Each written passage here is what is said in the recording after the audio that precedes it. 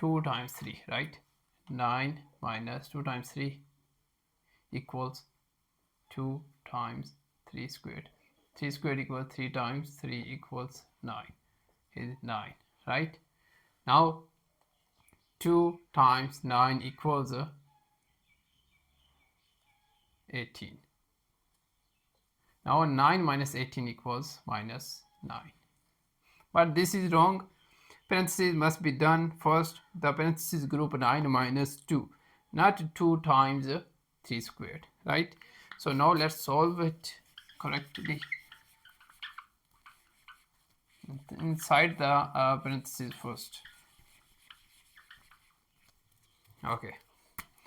9 minus 2 equals 7 times 3 squared. Now 7 times 3 squared equals 3 times 3 equals 9.